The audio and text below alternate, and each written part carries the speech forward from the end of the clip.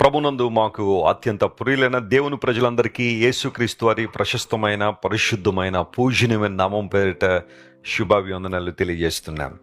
Rajahmundry Christ worship సెంటర్లో చక్కని స్తుతి ఆరాధన ప్రతి ఆదివారం జరుగుతూ ఉంటుంది. బ్లెస్సీ వెస్లీ గారు మరియు మన చర్చ్లో ఉన్న గాయక బృందం చాలా చక్కగా పాటలు పాడుతున్నప్పుడు అనేక మంది ఆత్మలో పరవశిస్తూ దేవునిలో బలపడుతూ ఉంటారు.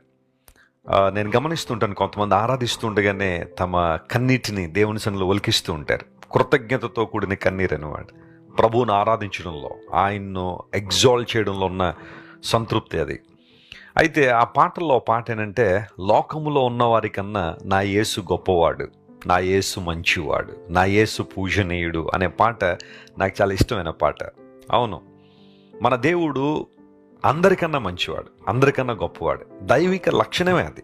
మనుషులందరికన్నా ఉన్నతుడైన దేవుడు మనుషుల మంచితనం కన్నా ఉన్నతమైన మంచితనం అని కలిగి ఉంటారు. Hour God is good.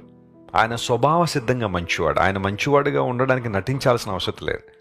నటించేదో పేరు పొందాలన్న ఆశ ఆయనకు ఉండదు. ఆయన స్వభావ సిద్ధంగా మంచివాడు అంతే. ఆయన ఏది చేసినా మన జీవితంలో తన మంచితనంతోనే చేస్తారనే విషయాన్ని గ్రహించడం క్రైస్తవ జీవితంలో చాలా ప్రాముఖ్యమైన అంశం. ప్రతిరోజు ఉదయాన్నే లేచిన తర్వాత ఒక వాగ్దానాన్ని బైబిల్లోంచి మనం ధ్యానం చేస్తున్నాం. ఈ వాగ్దాన సందేశాలు మీకు ఆత్మలో ఉపయోగకరంగానూ ప్రయోజనకరంగానూ ఉన్నాయని నేను విశ్వసించి ప్రభువును స్తుతిస్తున్నాను. ఈరోజు వాగ్దానంగా ఆదికాండము 29వ అధ్యాయము 32వ వచనాన్ని చదువుకుందాం. Genesis chapter 29 and verse 32. లేయా గర్భవతి అయి కుమారుని కని, యెహోవా నా శ్రమను చూచియున్నాడు గనుక నా పెనిమిటి నన్ను ప్రేమించును గదా అనుకుని అతనికి రూబేను అను పేరు పెట్టెను. రూబేను అనే మాటకు బిహోల్డ్ ఎ సన్, ఇదిగో కుమారుడు అని అర్థం. బిహోల్డ్ ఎ సన్.